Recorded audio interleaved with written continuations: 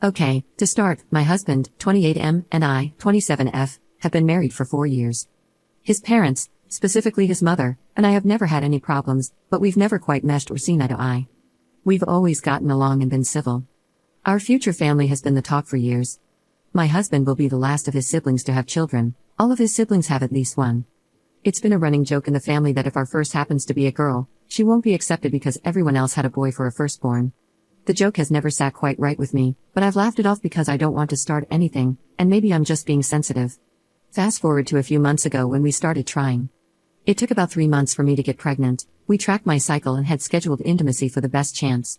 Infertility runs in my family, and my hubby and I agreed on a big family, so I've been worried about starting a family so late in the game. When I did get pregnant, we were overjoyed. We had all the typical couple conversations that come with having a baby, the excitement, names, nursery themes, gender predictions, etc. He talked about wanting a son first so he could be the big strong leader for all his younger siblings and carry on the family name, a very big deal to him instilled by his parents. I expressed my desire to have a little girl I could dress up and match with. It became a playful banter.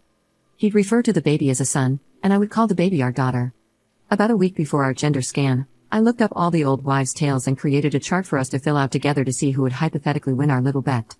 It included the ring test, Chinese horoscope, heartbeat, cravings, etc. The results ended up being about 50-50 in the end, which made us even more excited to find out for certain at our scan. The following week, we went to our appointment and discovered that our baby was a girl. We were both extremely excited. Hubby was disappointed to lose but told me he was overjoyed to be raising a daughter by my side. That night, we called our families to share the news. After calling his family, his mother asked to speak to him privately. I went to bed alone as their conversation carried on for well over an hour. The following morning, I woke up alone. There was a note on my husband's nightstand explaining that someone would be by the house to pick up his belongings later this evening. I immediately tried to call him, only to realize he had blocked my number. I then tried his mom. His mother picked up on the first ring. Before I had the chance to get a word in, she started chewing me out, calling me a manipulative dog. I asked her what I had done, and she told me I'd ruined her son's reputation with my inexcusable behaviors and tendencies. I let her finish her rant before kindly asking her what the frick she was talking about. She told me the divorce papers were already written up, and I wouldn't have the chance to tear apart the family like I had been intending to do all this time. I again, slightly less kindly this time, asked her what the frick she was talking about, to which she told me my husband would be leaving me because our child is a girl. I was gobsmacked.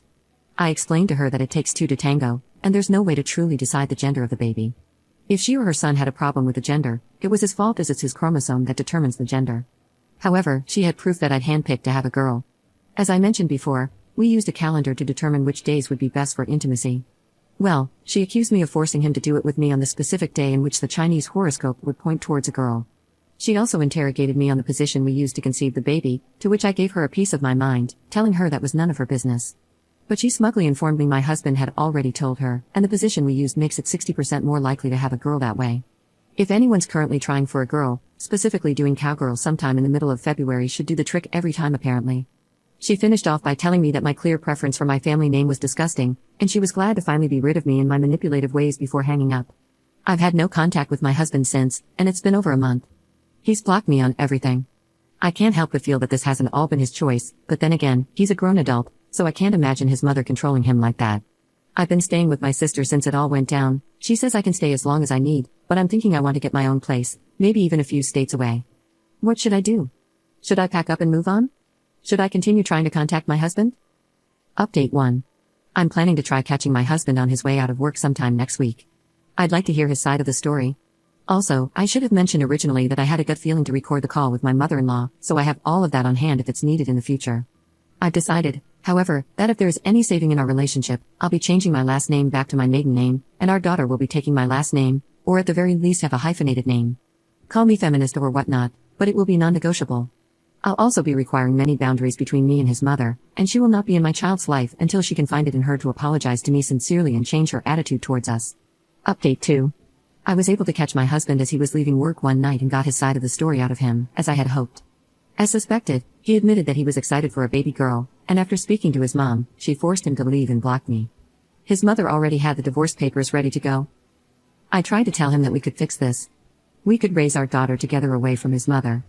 I know I sound messed in the head and naive for this, but I grew up in a household without a father figure, and I was hopeful my daughter could have a different home life experience than what I had, not to discredit my mother. She's a strong woman, and I hope I can be half of the woman she is for my daughter one day. Anyways, my husband had none of it. He said that he realized how conniving and manipulative and abusive I had been throughout our entire relationship, and he did want to actually go through with the divorce. He said he'd have no problem giving me full custody of the thing that's growing inside of me. That's when I lost all hope. Frick him. I have no problem leaving a man who's so easily brainwashed by his mother like that. I'll raise this baby alone. That's bad enough, but here's the real icing on the cake. I received a phone call from my soon-to-be ex-husband's brother's wife. We've always been quite close, and she informed me over the phone that she overheard a conversation at weekly Sunday dinner that mother-in-law and husband are trying to blindside me in court and take full custody. I was livid, full on seeing red. I called my mother-in-law straight away and demanded to speak to my husband. All he had to say for himself was that he realized he didn't want any of his offspring to be raised by such a manipulative freak, and even though he doesn't actually want her, he's sure he can grow to love her again. I'm not sure what to do at this point. I know I have a good case for myself, but I'm freaking terrified they'll win the battle and take everything from me. It brings tears to my eyes thinking about my daughter growing up somewhere where she isn't loved. Even if custody is split 50-50, I'll have no control over the lies they're guaranteed to feed her. My emotions are going haywire trying to write all this out, so I think I'm going to leave it at that. Update 3. I won the court case with full custody. It was a long and draining road, and I won't go into a ton of detail for privacy and legal reasons, but it was all thanks to Reddit. Someone connected me to a great lawyer, and everything worked out exactly the way it needed to. I owe it all to you guys, thank you so much.